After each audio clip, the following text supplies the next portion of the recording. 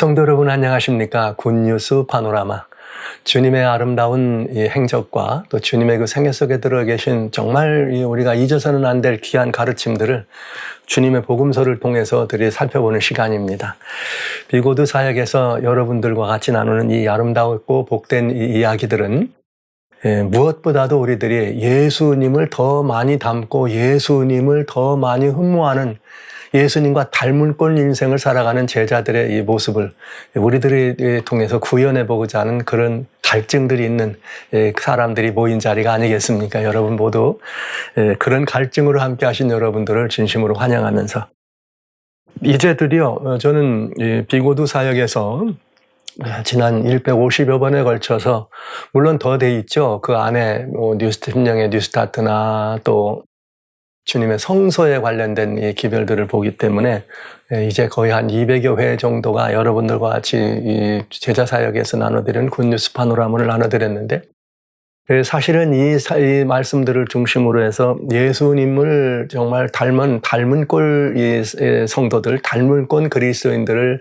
탄생시키고 또 그런 모습으로 우리가 주어진 삶 속에서 우리를 드러내는 그런 일들을 위해서 여러분들과 같이 대면의 이 시간을 갖는데 사실은 마태복음 10장부터는 이제 본격적인 그런 제자들을 향한 주님의 직접적인 권면이 있다는 사실을 돌아보면서 비고드 사역에서 여러분과 같이 말씀드리는 제자도 혹은 제자의 길, 제자들의 삶 뭐 이런 이야기들을 나눌 때 마태복음 10장부터는 드디어 여러분들이 궁금해하고 혹은 그렇게 살기를 원하시는 그 삶에 대한 다양한 주님의 가르침들이 들어있다는 사실을 미리 말씀드리면서 오늘 마태복음 지난 시간 이어서 12사도의 뒤를 이어서 성함을 밝히는 뒤를 위해서 5절부터 15절까지 말씀을 좀 보겠습니다. 물론 여기 12제자들을 파송하는 이 이야기는 마가복음엔 6장에서 그다음에 누가복음에는 9장에서 나옵니다. 물론 누가복음 또 9장에서는 또 12제자지만 10장에서는 70인 제자들을 보내는 경우가 있죠. 근데 그 가르침의 내용은 거의 동일하기 때문에 여기 마태복음 10장에 나오는 말씀을 중심으로 해서 여러분과 같이 제자들이 향해 보내주시는 주님의 복된 권면을 살펴보는 시간을 갖도록 합니다. 예수께서 5절입니다. 이 12를 보내시며 명하여 가라사대 이방의 길로도 가지 말고 사마리아의 고을로도 가지 말고 차라리 이스라엘 집에 잃어버린 양에게로 가라. 지난 시간에 말씀드렸습니다. 이미 우리는 이 구약 이스라엘 백성들이나 오늘 우리 현대 이 시대를 살아가는 또 참 이스라엘 백성들이 다르지 않습니다. 같은 사명입니다. 그러나 이제 구약 이스라엘 백성들은 오셔서 우리의 구속의 주가 되실 메시아에 대한 증거를 해야 될 사람이었고 우리들은 이제 와서 그 일을 이루신 우리의 구속주가 되신 예수님에 대한 증거를 증거해야 될 그럴 증인의 사명이 좀 다르다 하는 말씀이면서 그 범위에 있어서도 먼저는 유대 이스라엘 백성들에게 오셔서 사실은 열방의 빛으로 유세 이스라엘이 서 있어야 되지만 그리하지 못했습니다. 그 주님 오셔가지고 차라리 제자들에게 이스라엘 집에 잃어버린 양에게로 가라. 메시아에 대한 이 사상과 메시아 사역을 간직하고 있는 그들에게 먼저 메시아가 오셨다는 사실에 대해서 증거하도록 하는 중요한 사명을 맡겼다 이렇게 말씀드리면 되겠죠. 그러면 이제 이 시대를 위한 우리는 이제 제자다 이런 표현을 쓸 때는 무슨 특별한 사람인 것처럼 우리는 요즘 그런 말을 하잖아요. 제자 사역하면 무슨 목사님들, 선교사님들 아니면 뭐 또 교회 안에 무슨 다른 재직들 직분인 장로님들이든지 무슨 뭐 이런 뭐 권사님들이 이런 어떤 뭔가 좀 특별한 사람들을 제자로 이렇게 주님이 사용하시고 부르시는 거 아닐까 이런 생각들을 하실 수 있습니다. 그러나 예수님 당시에 12를 벌로 뽑으신 예수님이 12를 뽑으신 것 그리고 그들에게 메시아의 도래를 이야기하도록 한 것은 이건 굉장히 대단히 중요한 의미가 있는 거죠. 그리고 여러분 메시아가 오셨다는 이야기를 잘못 증거하면 그들은 나가서 어떻게 되는 거예요? 죽는 거예요. 그러니까 이 제자들에게 이렇게 주어진 사명은 대단히 위험하기도 하고 위급하기도 한 일이었다. 근데 그때는 아무도 메시아가 이런 게 오셨다는 사실에 대해서 영접하려고 또는 믿는 그런 사람이 없었죠. 그런 곳에서 예수님 메시아를 이야기한다는 것은 대단히 위험한 일이었지만은 오늘 이 시대에는 오늘 이 시대에는 도처에 어디든지 이 세상 어디든지 심지어 이렇게 무슨 북한이든 중국 같은 그런 공산치하에서도 예수님 이야기는 이미 증거가 돼 있고 예수님을 박해하는 이슬람 세력에서도 예수님은 이미 증거가 되고 오늘날은 이란을 중심으로 이슬람에 아주 과격한 사람들이 예수께로 돌아오는 많은 역사가 있다는 것은 굉장히 고무적이죠. 그런 이 시대를 살아갑니다. 그러니까 예수님 당시의 12제자는 특별한 사역과 사명을 위해서 그런 부르심이 있었다면 오늘날은 이런 부르심을 누가 감당해야 될 것이냐? 오늘날은 그저 그리스도인이라 칭하는 예수님을 구속의 주로 영접한 모두에게 해당되는 이야기다 하는 것을 먼저 말씀드립니다. 그러니까 오늘 우리는 이스라엘 집에 잃어버린 양에게 가라는 이런 권면이 아니라 지금은 땅끝까지 이르러서 주의 이 구속의 이 소식을 증거하라고 하는 이 사명을 받은 사람들이기 때문에 예수님이 12제자를 파송한 이 사건은 오늘날 우리 모든 그리스도인들에게 해당되는 이야기라는 말씀을 다시 한번 강조해서 말씀을 드립니다. 이때 당시는 예수님의 제자들이 마을을 가지고 말이죠. 은밀한 대로 혹은 이렇게 공개적으로도 설명할 수 있었고 그렇지만은 지금은 어디를 많이 다니실 필요 없습니다.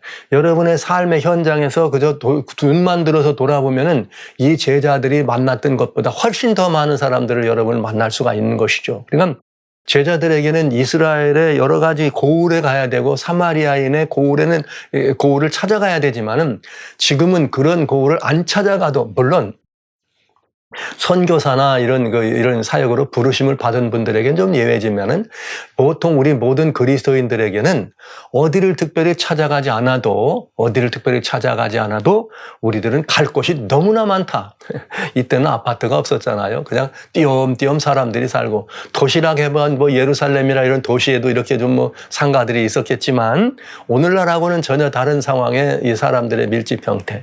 그러니까 이제는 그저 어디 멀리 안 가도 그냥 주변에서 눈만 돌리고 발걸음만 옮기면 얼마든지 우리들에게 찾아가야 될 이스라엘의 고을들은 많다. 미리 말씀을 드리면서 가면서 전파하여 이제 그 제자들에게는 아주 중요한 사명인데 여기 이제 이 제자 사역이다, 제자도다는 이런 표현을 쓸 때는 가장 중요한 것이 있어. 이들은 무엇하는 사람인가? 무엇을 하는 사람들인가? 그 다음에 이들은 누구인가? 어떤 사람인가? 이런 부분을 따져보게 되거든요. 그런데 여기에 정말 중요한 표현이 있습니다. 이거는 제자들을 파송하시는 파송의 변에서 가장 핵심 이슈입니다. 그건 뭐냐? 가면서 전파해 가로되 천국이 가까웠다 하라. 천국이 가까웠다고 하는 것은 제자들이 가지고 있는 매우 중요한 말하자면 제자들이란 누구냐? 오늘날로 말하면 그리스도인이란 누구냐? 이렇게 말한다면 그들은 천국이 가까움을 뭐하는 사람들이에요? 증거하는 사람들이에요. 근데 사실은 천국이 가까웠다는 것을 증거한다는 말은 무엇을 또 내포하고 있는가 하면 천국을 보여주는 사람이다. 이 말을 내포하고 있다는 것은 여러분 꼭 기억해 주시기 바랍니다. 예수님 오실 때가 가까웠습니다. 예수님의 재림을 전파하죠. 오늘날 여러분 예수님의 재림을 오실 거를 가까울 때 우리가 보여야 할 것은 뭐냐면 예수님이 오시는 것이 가깝다는 것만 가려되는 것이 아니라 그래서 우리들에게 임할 천국이 무엇인지를 보여주는 것은 더 중요한 일이다. 전파하여 가로되 천국을 말로 전파하는 것만이 아니라 천국을 보여주는 사람이 되어야 된다는 말씀을 드리면서 그러면 그 천국을 보여주는데 그 천국은 어떤 곳인가? 이런 곳이죠. 병든 자를 고치며 죽은 자를 살리며 문둥이를 내 깨끗하게 하며 귀신을 쫓아내되 너희가 거저받았으니 거저주어라. 너희 전대 금이나 은이나 동이나 가지지 말고 여행을 위하여 주머니나 두보롯이나 신이나 지팡이를 가지지 말라. 이는 일꾼이 저 먹을 것을 받는 것이 마땅하니라. 아무 성에나 촌에 들어가든지 그 중에 합당한 자를 찾아내어 너희 떠나기까지 거기 머물라. 그 집에 들어가면서 평안을 빌라. 만약 그 집이 이에 합당하면, 즉 너희가 빈 평안이 머물게 합당하면 너희 빈 평안이 거기 임할 것이요 합당치 아니하면 평안이 너희에게 돌아올 것이다. 누구든지 너희를 영접지 아니하고 너희 말을 듣지 아니하거든 그 집이나 성에서 나가 너희 발의 먼지를 털어버리라. 내가 진실로 너희에게 이르노니 심판날에 소돔과 고모라 땅이 그 성보다 견디기 쉬우리라. 꽤 긴 11절을 여러분과 같이 읽었습니다. 근데 오늘 이 11절의 말씀 속에는 여러 많은 이야기들이 들어있습니다만 이 중에서 가장 중요한 건 뭐냐? 이걸 이렇게 말씀드릴 수가 있겠어요. 제자들이란 누군가? 제자들은 첫째, 천국을 보여주는 사람이다. 여기 천국이 가까웠다 하라 이렇게 말했잖아요. 그럼 천국이 가까웠다 그러면 천국이 어떤 곳인데 이걸 보여줘야지만 사람들이 듣고 믿을 거 아니겠어요? 그래서 제자들의 삶, 그리스도인의 삶이란 어떤 삶이냐? 천국을 보여주는 삶이 돼야 된다. 이게 이제 이 제자들의 이 삶이라는 것을 성도 여러분 기억해 주시기 바랍니다. 그러니까 오늘 이것을 우리들에게 적용한다면 우리들도 일상적으로 어디 가서 예수 믿으세요, 뭐 천국 뭐 가세요, 뭐 아니면 뭐 구원 얻으세요 이런 말을 하잖아요. 그러나 여러분 우리가 예수님을 믿으세요, 교회 나오세요, 뭐 구원을 얻으세요 이런 말을 하는 우리들에는 그것이 우리들의 입에 발린 이야기지만은 여러분 우리들의 삶이나 우리들의 행동이나 우리들의 모든 것 속에서 뭘 드러내야 되는가? 천국은 이런 곳이에요. 그런데 이 천국이 가까워서 이래야 순서가 맞는다 이 말이에요. 그러니까 천국이 가까웠다 말하는 이 말은 곧 천국이 가까웠다는 것은 어떤 말을 의미하는가?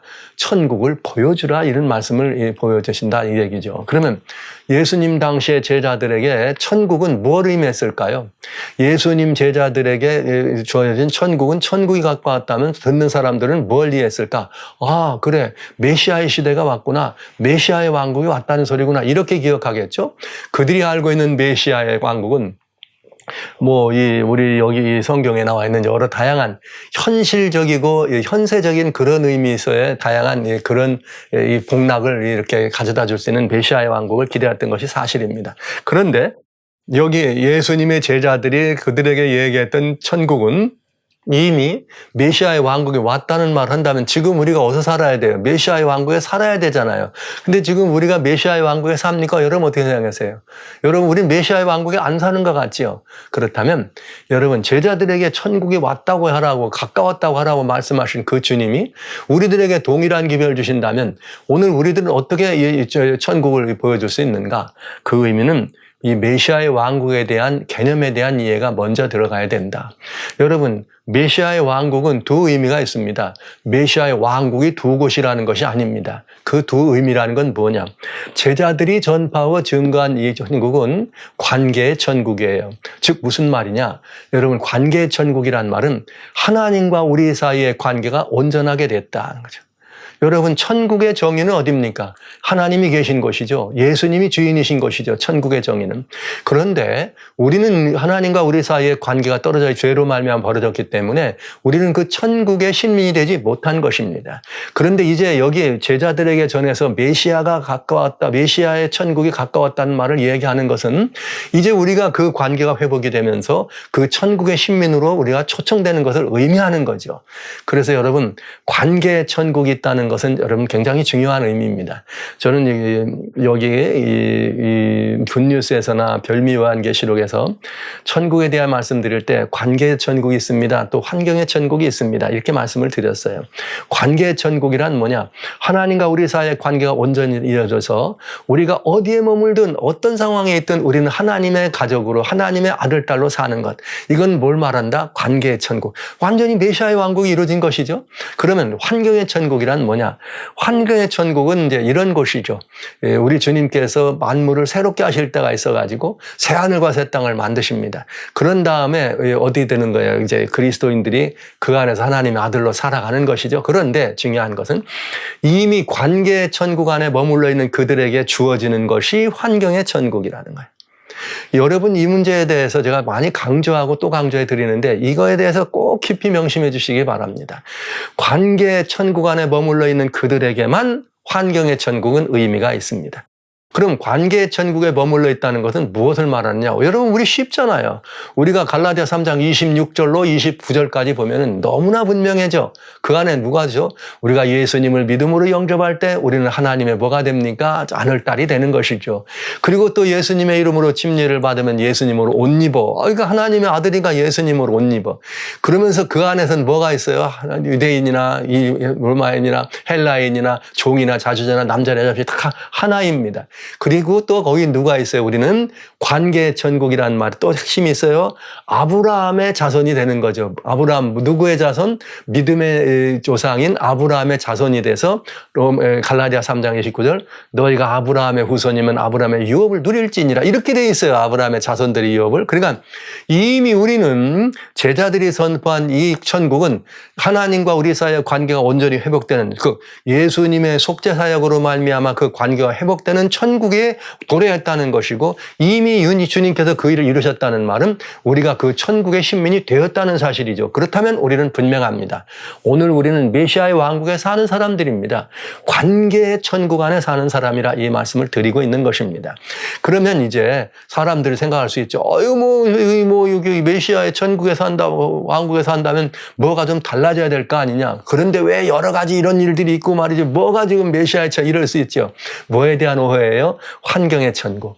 그렇게 준비된 그들에게 누가 마련되는 거예요? 환경의 천국, 새하늘과 새 땅이 주어지는 것이죠. 왜 그럼 주님은 그때 이 십자가의 속죄 사역을 이루시고 하나님과 우리 사이의 관계, 예수님이 내 안에 주인이면 내 안에 천국이 임한 것이잖아요. 천국의 주인이 임하신 것이니까. 하나님이 내 아버지가 되면 아버지를 부를 수 있는 아버지와 나의 관계나 친자 관계가 되고 아버지가 관계됐으니까 나는 이미 하나님과 관계 안에 들어있으니 천국의 신민이 된 거잖아요. 천국 사람이 된 것이잖아요. 그런데 여러분 어떻습니까? 여전히 이 땅은 아직도 천국의 환경은 있어요, 없어요? 없죠. 그러니 여기 우리 한번 더 생각해 볼 필요가 있는 거죠. 무엇을 생각해야 되는가? 그리고 환경의 천국이라는 것이 이건 무엇을 말하느냐? 오늘 저는 예수님을 영접합니다. 그런데 여러분 아담과 하와를 말이죠. 이렇게 창조하신 주님께서 제가 이걸 요한계시록에서는 별미요한계시록에서는 플랜 A다, 플랜 B다 그런 말씀을 드렸습니다. 플랜 A는 원래 아담과 하와가 범죄하기 이전에 하나님께서 그를 위해서 이루어져야 사실은 정말 땅에 생육번성 충만해서 땅에 충만한 우리들로 하여금 이것이 플랜 A였는데 이게 망가졌어요. 죄로 말미암아. 주님 오셔서 속죄 공과를 짊어지시고 이 구속의 일을 이루셨습니다. 그 일을 위해서 주님이 마련하신 것이 플랜 B였다.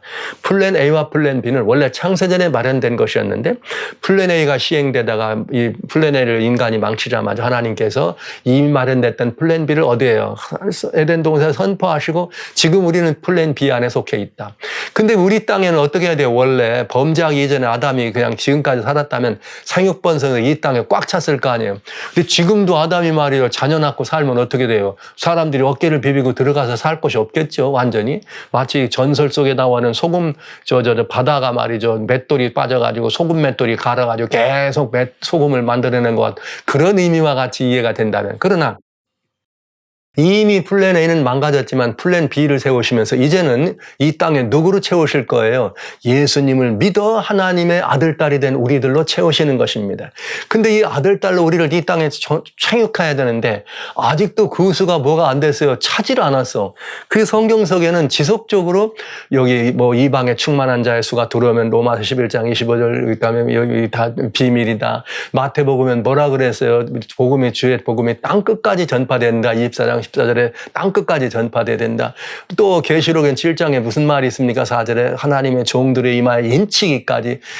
인 맞은 자의 수가 차면 복음이 땅끝까지 전파되면 이방에 충만한 수가 들어오면 전부 뭐와 관련이 있어요? 수가 차면. 이 말은 무슨 말이냐?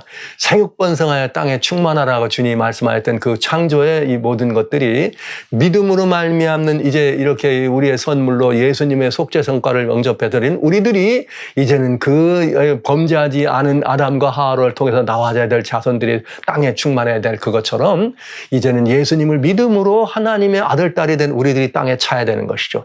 그러니까 아직도 땅에 차지 않았어요.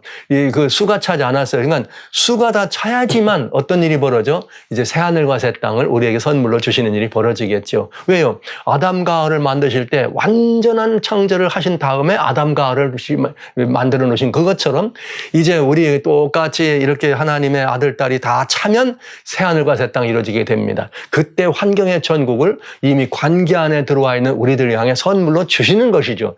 그렇기 때문에 아직도 우리가 살고 있는 이곳은 관계의 천국만 이루어졌지 환경의 천국은 아직 이루어지지 않은 것이다. 그래서 로마서 8장에 보면은 무슨 말이 있는가? 로마서 8장에 주님께서 19절로 24절에 피조물들이 탄식하면서 하나님의 아들들이 나타나는 거 양자될 것을 기다리면서 허무한 데 굴복지 않기를 원하고 탄식하면서 새하늘과 새 땅을 기다리는 모습이 나와 있는 거예요. 그건 뭘 말하는가? 이 지구가 예수님을 믿는 믿음의 자손들로 지구가 꽉 차면 이제는 새하늘과 새 땅이 주어진다 얘기가 되겠죠. 그런데 여러분, 그 환경의 천국과 관계의 천국은 무슨 차이가 있을까요? 사람들은 생각하기를 환경의 천국과 관계의 천국에는 뭐가 차이가 있을까? 그러면 뭐 굉장히 많은 차이들이 있을 거로 생각합니다.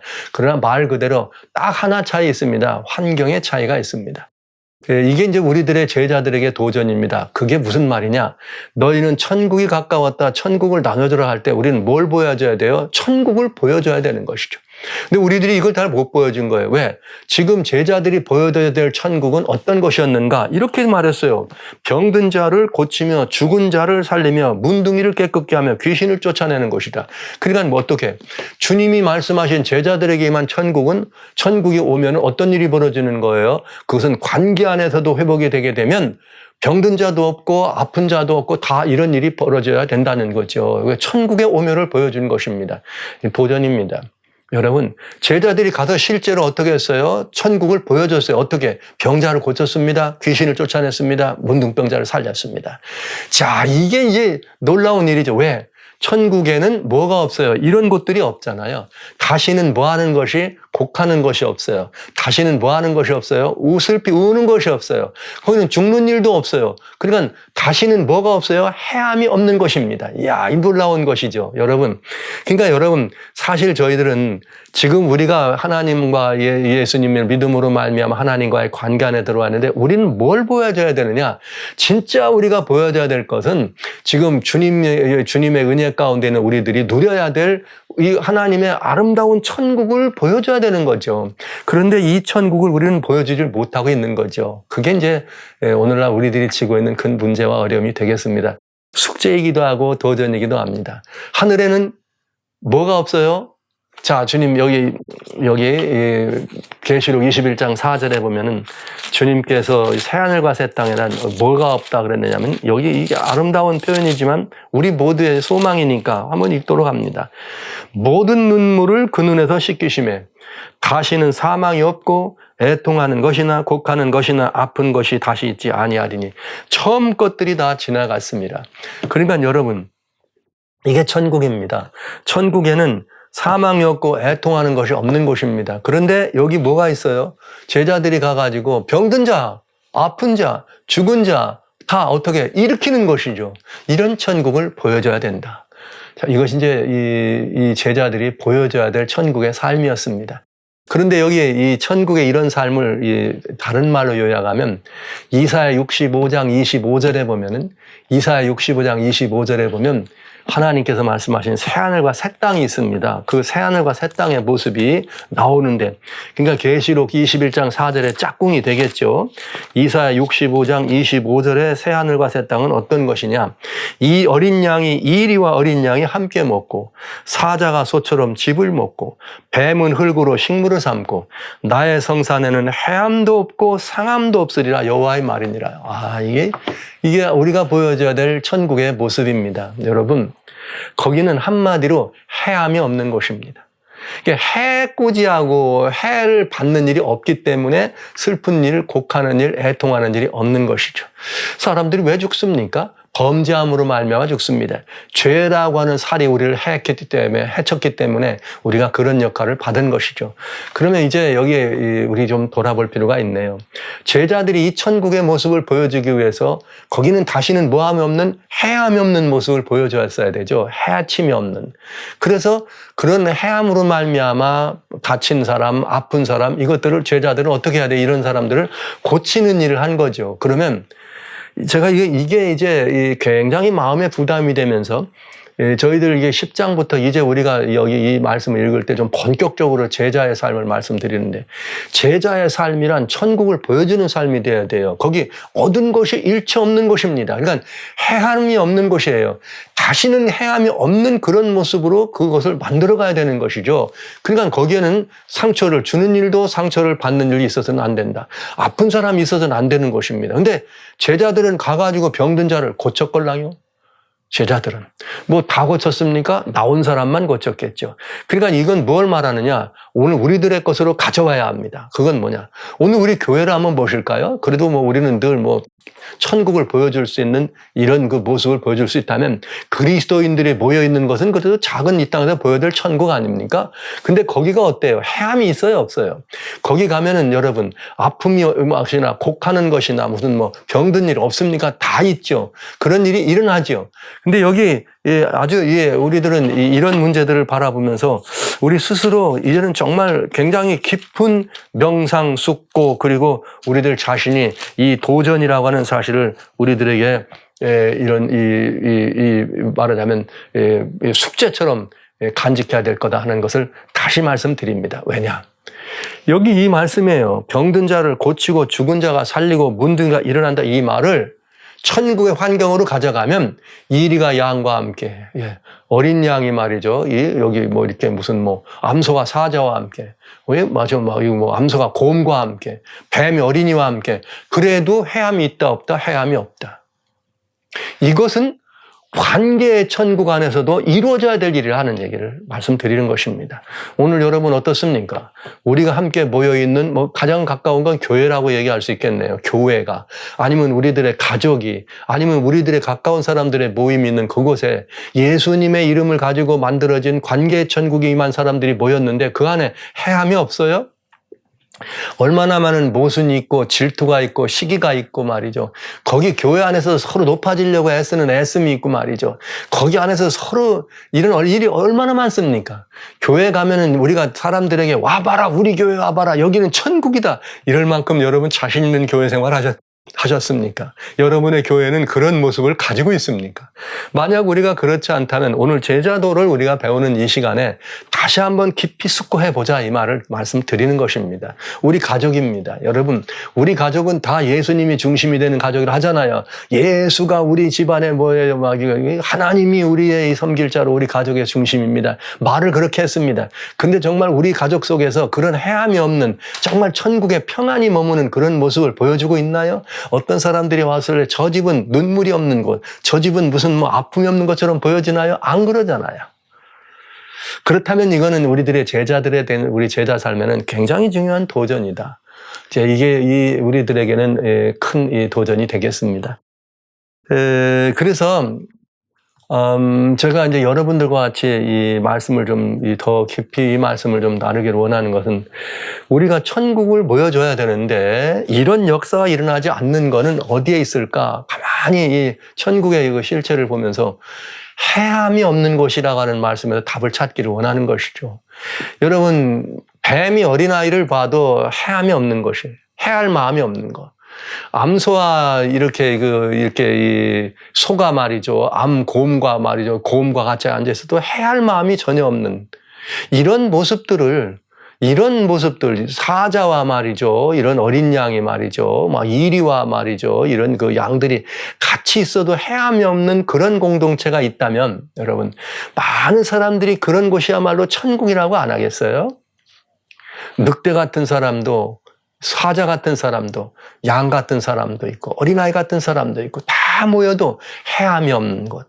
여러분, 이것이 관계의 천국을 이루고 있는 사람들 사이에서 이루어져야 될, 우리가 사람들에게 보여줘야 될 천국의 모습인 것입니다. 그 해함을 보여주는데, 여기 그 해함에 대해서 성경은 이렇게 말했어요. 제자들에게 전대에 관한 얘기, 여기 너희가 천국을 얻었으니 거저받았으니 거저줘라. 어떤 집에 들어가걸랑 집도 옮기지 말고 그 집에 있어라. 가자마자 평안을, 이런 모든 것들이 다 천국 신민의 모습인 것입니다. 이런 것들이 거기에 말이죠. 병자를 고치는 이런 것만이 아니라, 아픈 사람들, 해함 같은 이런 사람들의 슬픔을 위로하는 것만이 아니라, 여기 이 제자들의 철학 속에 이런 이 철학은 대단히 중요한 철학이다. 받았으니 거저 주어라. 오늘은 어떻습니까, 여러분? 이 물량 시대에 되다 보니까 교회 성장하기 교회를 꽉 채우다 보니까 이제는 교회가 마치 뭐가 돼버렸는가 하면 무언가 이렇게 뭐 쌓아놓고 뭔가 이렇게 부를 축적하는 그게 목적이 아닌데도 불구하고 그런 모습이 즉 말하자면 경건을 세속의 유익으로 활용하는 사람들이 모여드는 것처럼 변해버린 것도 사실 아닙니까, 여러분? 이런 모습들은 제자들에게 주님이 명하신 이런 모습과는 전혀 다른 모습이라고 하는 것이죠. 여기 그 집에 들어가면서 평안을 빌라 말씀하실 때 어떤 집인데 들어가걸랑 거기 이렇게 있어라 이런 말이 있잖아요. 우리가 어디 선교지나 이런 데를 갑니다. 가면 이제 어느 곳에 정해놓고 이런 뭐 장기적으로 선교사들이 가는 곳은 고정된 이런 것들이 마련되지만은 단기 이렇게 짧은 순간 동안 봉사활동으로 해서 그렇게 미션 출입을 떠날 때는 그러지 못하잖아요. 그 동네 어떤 사람들의 집을 가서 빌려가지고 거기서 신세를 지지 않습니까? 근데 이런 교육을 많이 하죠. 또 개인적으로 이런 그 선교활동을 떠나는 사람들은 어떤 집에 갈 때 이런 말 하잖아요. 처음에는 이렇게 여기저기 다니면서 증거도 하고 전도도 하고 제가 이렇게 저는 또 한때 이게 문서 선교를 하는 선교사 역할을 했었기 때문에 그런 일을 잘합니다. 어디 가면은 말이죠. 반갑게 맞이하는 사람도 있고 거절하는 사람이 물론 더 많죠. 근데 성경은 반갑게 맞이하는 거기서 머물러라 이런 말을 해요. 근데 그렇게 해서 많은 일들을 하다 보면은 이 사람도 만나고 저 사람도 만나고 복음도 전하고 하다 보면 또 꽤 어떤 또 유력한 사람들을 만날 때가 있어요. 그런 사람들 이렇게 말하죠. 지금 어디 계십니까? 나 여기 좀 임시 머물러. 아유, 거기 불편하게 어떻게 거기 있어요? 이리 오세요. 우리 집으로 오세요. 이런 경우 얼마든지 있어요. 그런데 만약에 왜 주님은 그렇게 그런 할지라도 그 집을 옮기지 말라겠는가? 그 이유가 있죠. 만약에 제가 어떤 곳에서 좀 어렵고 대개는 처음에 영접해 드리는 사람이 어렵고 힘든 분들이 많아요. 그저 뭐 그냥 숟가락 하나 더 얹으면 되지 이런 사람들이 나그네도 잘 드려지. 그저 고대광실 큰 집 같으면 철문 닫아놓으면 말이죠. 철문 앞에서 초인종 불로 들어가는 게 보통 어려운 일이 아닙니다. 그런데 그런 집에 들어가면 쉽잖아요. 그래서 같이 머물렀는데 귀하고 복된 집에서 오라 그런다고 거기를 횡 하고 떠나면 이 사람들은 어떤 마음을 가질까? 얼마나 많은 상처가 될까요? 예? 얼마나 많은 아픔이 있을까요? 주님은 그거 하지 말라 이거죠. 이 말은 무슨 말이냐? 외모로 사람을 보지 말고 차별하지 말라. 외모로 형편을 바라보지 말고 차별하지 말라. 제자들은 어떡하라? 모두를 공평하게 대하라는 거예요. 있는 자와 없는 자, 가진 자나 못 가진 자, 배운 자나 못 배운 자, 높은 자, 낮은 자 차별하지 말라. 이 사람 저 사람 뭐 여기 뭐 남자 여자 아니면 뭐 까만 사람 하얀 사람 큰 사람 작은 사람 구별하지 말라. 예수님 안에서는 구별도 없고 차별이 없는 그런 삶이 가장 복된 삶이 이것이 바로 천국의 삶이라는 것을 어떻게 해야 돼요? 제자들이 보여줘야 되는 거죠. 뭘 통해서? 자신들의 삶을 통해서 그런 이 철학, 그런 생활의 모습을 통해서 천국이 이런 것인 것을 보여주면서 바로 이게 천국입니다. 우리 함께 갑시다 할 때 주님께서는 바로 그런 제자들에게 말씀드린 것입니다. 저는 여기 여전히 지금도 여러분과 제가 더 많이 숙고하고 회개의 제목이 있는데 그건 뭐냐. 여기 이걸 못하는 거예요. 왜 제자들은 가가지고 병든 자도 일으키고 했는데 왜 이게 안 될까? 물론 이렇게 핑계는 됩니다. 오늘날은 그때보다 다 현대적 시설이 있고 뭐 설비들이 있어서 웬만하면 다 병원 가고 뭐 의학 시설이 잘 돼 있으니까 할 수 있는데 꼭 뭐 누가 가가지고 뭐 그 사람들 뭐 기도해가지고 낫게 하려 요즘은 다 그렇게 합니다. 요즘 뭐 약으로 주면 되고 병원 인도하면 됩니다. 이렇게 말할 수 있습니다. 그러나 저는 아쉬움이 있더라고요. 선교지에서는 정말 처절한 사람들을 바라보면서 같이 끌어안고 간구하고 그들을 향해 기도할 때 그들이 일어나는 모습을 보는데 왜 우리가 살고 있는 삶의 현장을 우리가 선교지로 생각한다면 그 삶의 현장에서는 그런 일은 안 일어날까?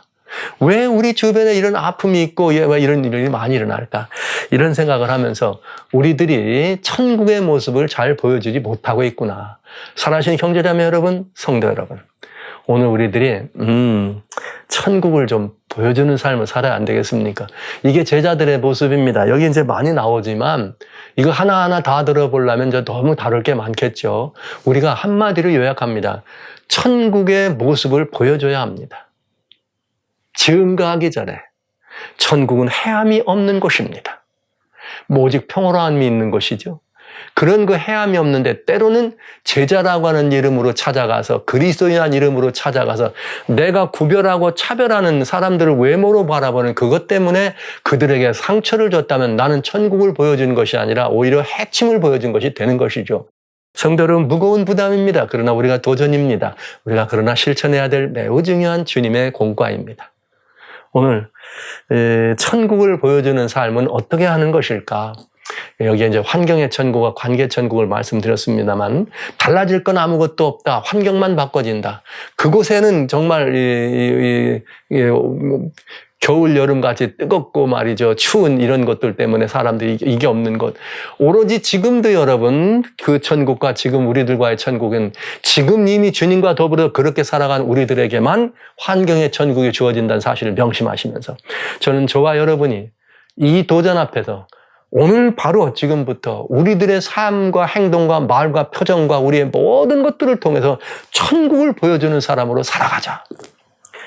우리가 그렇게 살면 저는 우리도 이렇게 아픈 사람, 고난받는 사람들을 고치고 회복하는 일을 할 수 있지 않겠습니까? 이때 제자들을 파송하신 그 주님은 바로 우리들을 파송하신 바로 그 주님이십니다.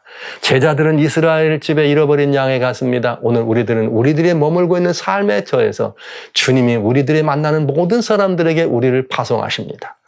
성도 여러분, 형제자매 여러분, 천국을 보여주는 천국의 주인공으로 등장해 주시기를 주의 이름으로 축원합니다.